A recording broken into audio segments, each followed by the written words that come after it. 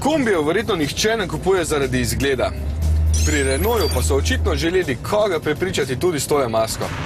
Izgleda, kot da bi skrivala vsaj, 16-valjni motor. Vsaj prepoznavan od daleč.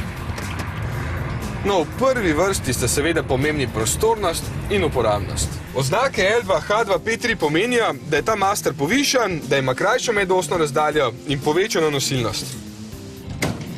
Tule zadaj je 10,8 kubičnega metra prostora, še bolj kot to pa je pomembno, da je ta prostor dostopen z večjih strani, saj ima dodana leva drsna vrata in tudi zadnja krilna se odpirajo za 270 stopinj.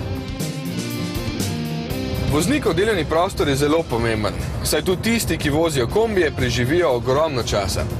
Tu so številna odlagalna mesta in predali, izdelava pa je nadpovprečno kvalitetna za ta razred vozil. Me pa moti, da ni nobenega predala, ki bi se zaklenil, da je tu zaslon zgoraj slabo berljiv, da ni mogoče nastavljati svetilnosti števcev in da se tovornega prostora ne da ločeno zakleniti.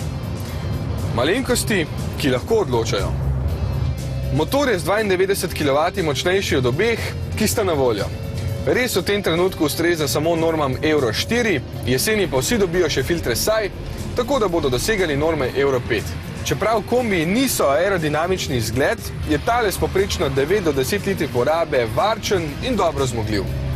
Kljub odsotnosti oken pa ga ni težko parkirati, saj poleg senzorjev pomaga tudi tale zaslon v senčniku.